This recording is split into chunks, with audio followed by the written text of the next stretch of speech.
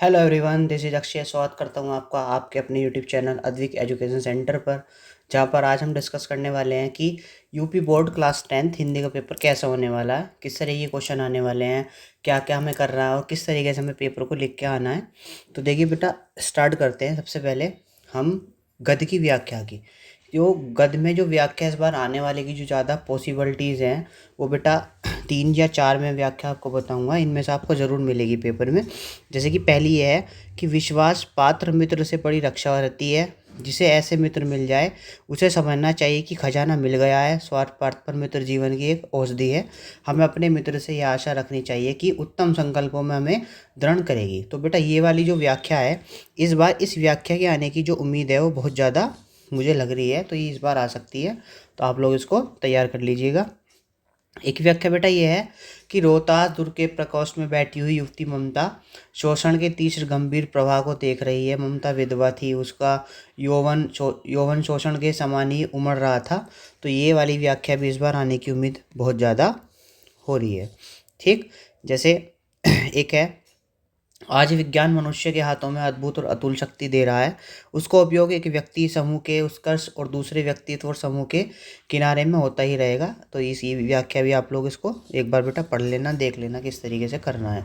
हालांकि देखो, करना क्या होता है इसमें कि जैसे आपने ये व्याख्या पढ़ी और आपने देख लिया कि भाई ये इस चैप्टर से आई हुई है, और इसमें करना क्या होता है बेटा, सबसे पहले देखना होता है कि इस चैप्टर का राइटर कौन है, या इसका ये कौन से पार्ट से आई हुई है हमारे लिए। तो पहले उसका नाम लिख देते हैं, व्याख्या लिख देते हैं। सपोज कि आपने इस चैप्टर से कोई और व्याख्या पढ़ी है, तो आप उसकी दूसरी जो व्याख्या होगी, जो हिंदी आपने पढ़ी है, आप उसको यहाँ पे लिख दीजिए और पार्ट का नाम लिख दीजिए, संदर्भ वगैरह लिख के आप इसको कंप्लीट कर सकते हैं। ठीक है।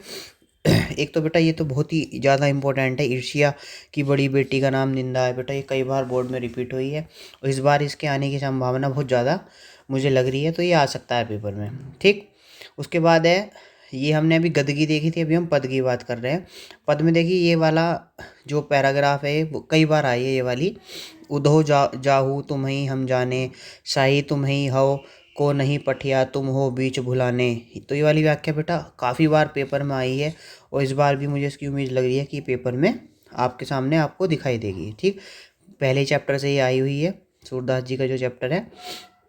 और दूसरी व्याख्या ये तुलसीदास जी के चैप्टर से आई हुई है। तुलसीदास जी ने दोहा लिखा है, प्रभु चिन्हे तुम्हें चितव मही राजत लोचन लोल खेल खेलत मनसीज मीन जुग जुन बिंदु मंडल। तो ये भी आई हुई है। तो बेटा इसको भी आप कर सकते हैं। तो ये भी आप तैयार कर लीजिएगा, जरूर पेपर में आपको देखने को मिलेगी।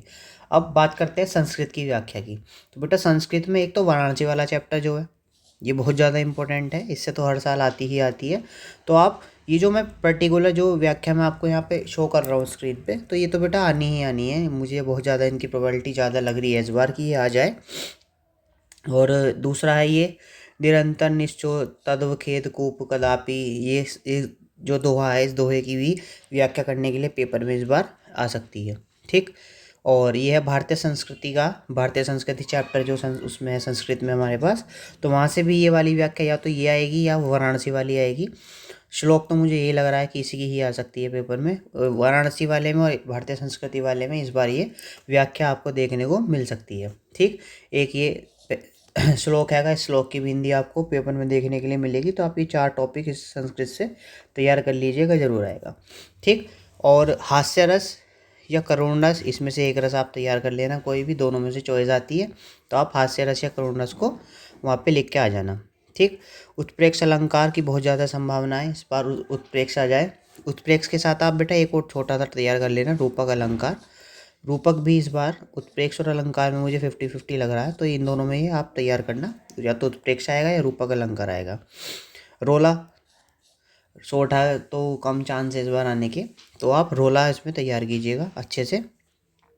समास में द्वंद्व समास और द्विगु समास, द्वंद्व समास और द्विगु समास को आप तैयार कीजिएगा, ये दोनों भी इस बार आएंगे। और निबंध की बात करें तो बच्चे काफ़ी कंफ्यूज रहते हैं कि निबंध सर कौन सा निबंध करें, कैसे करें। तो बेटा निबंध तो देखो आप बच्चे सभी अपने आप लिख सकते हैं। एक बार निबंध में जैसे मैं आपको बताऊं, 2 निबंध इस बार बहुत ज़्यादा मेरे समझ में आ रहा है कि ये आ सकते हैं।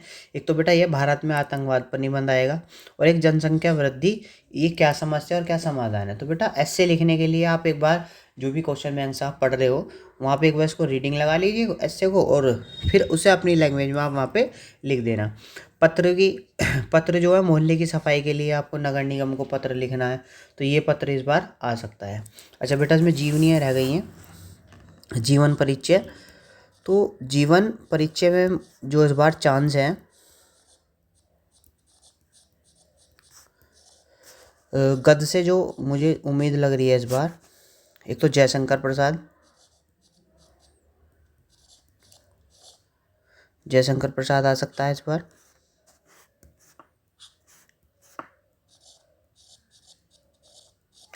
और जयशंकर प्रसाद आप एक तैयार कीजिएगा। एक इसमें रामधारी सिंह दिनकर,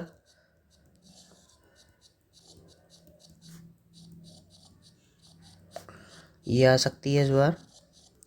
और बेटा पद में जो आप तैयार करेंगे, पद में मैथिली शरण गुप्त,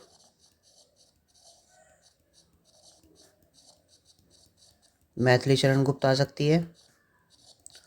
और एक आप यहाँ से सूरदास तैयार कर लीजिएगा। ठीक, एक सूरदास आप यहाँ से तैयार कर लीजिएगा। सूरदास भी आपको पेपर में देखने के लिए मिल सकती है। अब हम बात करते हैं जो इतिहास वाले क्वेश्चन होते हैं। तो इतिहास वाले जो क्वेश्चन हैं उनमें उम्मीद कीजिए कि इतिहास वाले क्वेश्चन में जैसे एक वो आता है कि मान लीजिए कि इसमें हम वो वाले कि मान लीजिए भक्ति काल में, कि भक्ति काल के दो कवियों के नाम, के दो भक्ति काल के दो कवियों के नाम बताइए।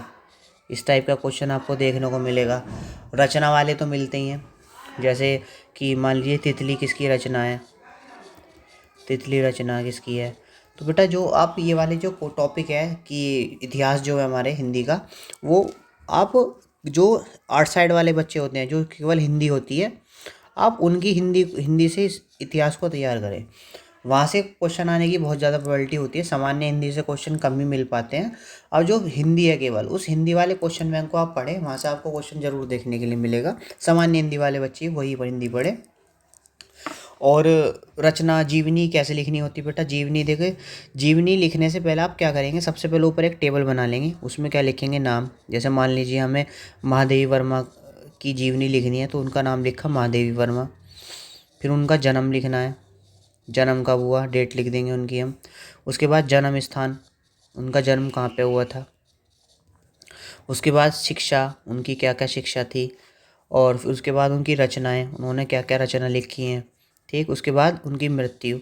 तो आप इस टाइप का टेबल सबसे पहले ऊपर इस टाइप का एक टेबल बना देंगे, इस टाइप का एक टेबल बना करके आप लिख देंगे। उसके बाद आपको क्या लिखना है, यहाँ पे एक हेडिंग लगानी है जीवन परिचय।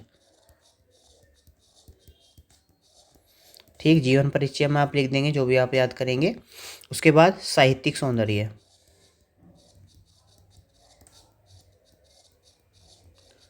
उसके बाद आप हेडिंग लिखेंगे उनकी रचनाएं, उनकी क्या क्या रचनाएं हैं। और लास्ट में उनकी मृत्यु कब हुई है, कैसे हुई है, ये सब आप यहाँ पे लिख देंगे। ठीक है, तो इस तरीके से आप जीवन परिचय को पेपर में लिख करके आएंगे। और जो हमारे ये हैंगे हास्य रस, हास्य रस की डेफिनेशन लिखेंगे, इसका एक उदाहरण देंगे आप। उदाहरण के बाद उसका उदाहरण का स्पष्टीकरण भी लिखना है आप लोगों को। ये नहीं कि आपने डेफिनेशन लिख दी और उसका उदाहरण स्पष्टीकरण नहीं लिख के आए हैं, तो बेटा वो भी ज़रूर लिखना पड़ता है। ऐसे उत्प्रेक्ष अलंकार में उसका उदाहरण लिखेंगे, परिभाषा लिखने के बाद उसका उदाहरण और उसका स्पष्टीकरण। ठीक है, रोला में भी ऐसे ही करना है, सेम टू सेम बेटा ऐसे करके आना है पेपर में। और कोशिश कीजिएगा कि पेपर जल्दी जल्दी लिखें आप, क्योंकि टाइम 3 घंटे के हिसाब से पेपर काफ़ी बड़ा होता है। निबंध की हम बात करें तो निबंध आप बेटा कम से कम 4 पेज का लिख करके आएंगे, यानी कि 2 खड़े पेज, और अब वैसे देख के काउंट करें तो 4 पेज बैठते हैं। ठीक है, तो उम्मीद करता हूँ आपको ये वीडियो पसंद आया होगा। और अगर आपको वीडियो पसंद आया तो बेटा चैनल को लाइक करें, वीडियो को ज़्यादा से ज़्यादा शेयर करें, लाइक करें। और अभी अपने बड़े भाई बहनों को बताएं जो 12th में पेपर देंगे, उनकी वीडियो भी मैं जल्दी ही अपलोड करने वाला हूँ, तो आप इसको शेयर करिए ज़्यादा से ज़्यादा। Thank you.